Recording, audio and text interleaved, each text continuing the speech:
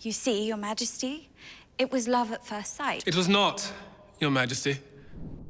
Bridgerton has kept its juicy secrets buzzing like bees in a hive, but today we're spilling the tea on the scandals heading our way in Season 4. Let's dive into all the drama and everything fans need to know. The wait for Season 4 will be tough, with all the unanswered questions left from Season 3. However, this sets the stage for a fresh start and a move away from strict adherence to the novels.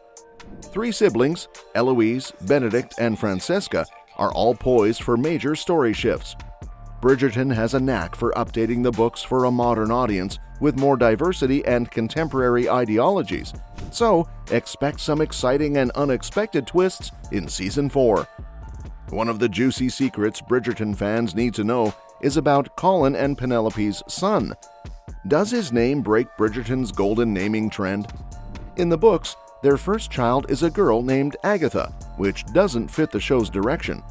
At the end of Season 3, it's clear the showrunners made changes, presumably so Penelope's child could be the Featherington heir. Plus, Penelope and Colin do eventually have sons later on. In Romancing Mr. Bridgerton, Penelope names her daughter Agatha after Lady Danbury, who becomes one of her closest friends. However, since the show cut out this plotline, the name Agatha isn't as significant.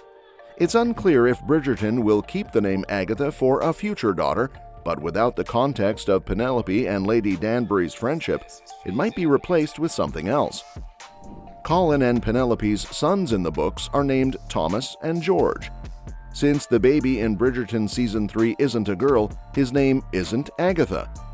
Julia Quinn gives them two sons named Thomas and George, and either of these names could be used for the newborn. Unlike Agatha, these names don't have particular significance, so the show has the freedom to use them. George is notably the name of England's king and Charlotte's husband, who is important in Queen Charlotte, a Bridgerton story. Naming Colin and Penelope's son Thomas or George would make the show more book-accurate, which fans generally appreciate. The child's name is of little consequence for now, since he will be too young to influence the plot. Simon and Daphne's baby Augie hasn't played a significant role since his birth in Season 1.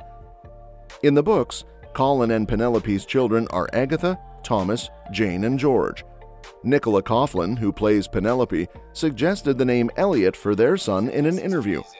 She said it would be a nod to their beloved third wheel, Eloise. Luke Newton, who plays Colin, suggested a name starting with A to follow the Bridgerton tradition. Naming the child Elliot is a sweet idea, especially since Penelope and Eloise's friendship remains central to the show. Despite their ups and downs in Season 3, they end up as best friends. Naming the child after Eloise would show that she will always be remembered. However, Elliot would break the Bridgerton family's alphabet naming trend, as would Thomas and George if the show stays book accurate. At this point, there's no hint as to what Colin and Penelope will name their son. Season 3 might have left viewers hanging on purpose, saving a big reveal for later. Whether the name follows tradition, book accuracy, or something sentimental, fans hope to learn it by Season 4. And who knows what adventures the next Bridgerton generation will embark on. Another secret we fans are eager to uncover is how Michael has been replaced with Michaela, sparking quite the debate. It was a surprising twist in Season 3 when Francesca's love interest from the books, Michael, was gender-swapped to Michaela. However, when you look at it through the lens of the Francesca-Michael love story in the books, it makes perfect sense.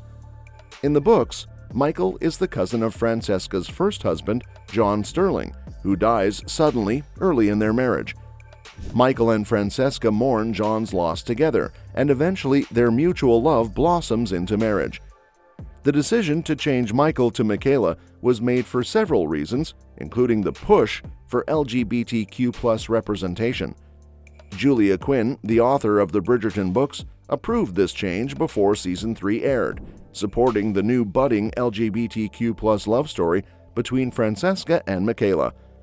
Fans have been calling for queer representation since the show's beginning, and after 3 long seasons, Bridgerton is finally delivering on that promise, with both Francesca and Benedict's stories.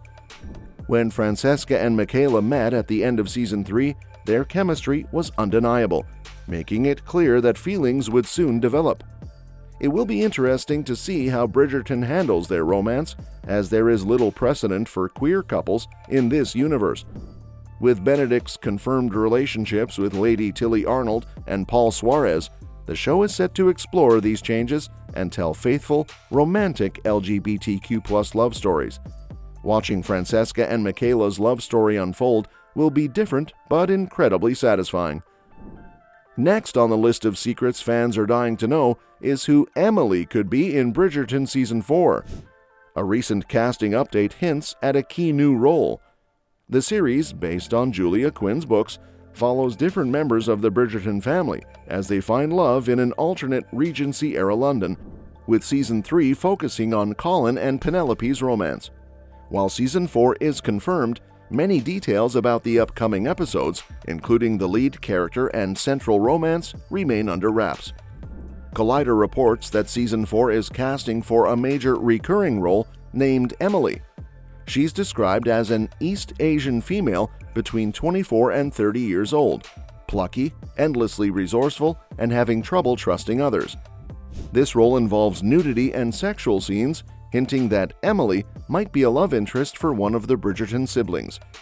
High-profile series like Bridgerton often use code names to keep significant roles under wraps, preventing spoilers from leaking. Given this, it's plausible that Emily is a placeholder name for a major character, potentially Sophie Beckett, Benedict's love interest in the books. Showrunner Jess Brownell has indicated that Benedict, Francesca, and Eloise are all contenders for the lead role in Season 4. If Benedict is the focus, Emily could very well be Sophie Beckett. The casting call's mention of an East Asian character suggests the show will continue its trend of interracial couples, as seen with Daphne and Simon, Anthony and Kate, and Francesca and John. The description of Emily fits Sophie Beckett's traits from the books. However, she could also be a new character created for the show. Since Brownell confirmed Benedict is pansexual, his love interest might not be female. As Season 4 develops and more information comes out, fans will get a clearer idea of who Emily might be. Another secret fans want to know is who Eloise ends up with in Bridgerton. While she might wind up with one person in the books, the show could change things up. Eloise has consistently shown disinterest in courtship and marriage throughout the Netflix series. In Season 2, she briefly considers a working-class boy named Theo Sharp, but that idea is quickly dropped. At the end of Season 3, Eloise heads off to Scotland with Francesca, her new husband John Sterling, and John's cousin Nicola. Eloise isn't settling down anytime soon. She's determined to change the world, and she feels she needs to see it first. Despite her aversion to marriage, all 8 Bridgerton siblings eventually find love, including Eloise. Her romance in the books occurs in To Sir Philip with Love, where she marries Philip Crane, a botanist with a troubled past. Philip inherits his family's estate and wealth after his brother George's death, including a betrothal to Marina Thompson, with whom he has twins. Marina, struggling with postpartum depression, tragically attempts to end her life and later succumbs to illness. Eloise starts corresponding with Philip after sending her condolences, and their relationship blossoms into romance, eventually marrying and having 3 children together. However, the show's portrayal of Philip and Marina complicates things. In Season 1, Marina is introduced as a Featherington cousin rather than a Bridgerton one, altering her connections within the story. While Marina and Philip are living together with their twins in the show, their relationship isn't romantic. It's hard to imagine Eloise reaching out to Philip and them getting together the same way as in the books, especially considering some problematic aspects of Philip's character in the books. And that's a wrap for today's video. Thanks for watching, and we'll catch you in the next one. What do you think about who the main character of Bridgerton Season 4 will be, especially considering the potential changes and adaptations from the books we discussed? Drop your suggestions and predictions for future videos in the comments below. Your input is always appreciated.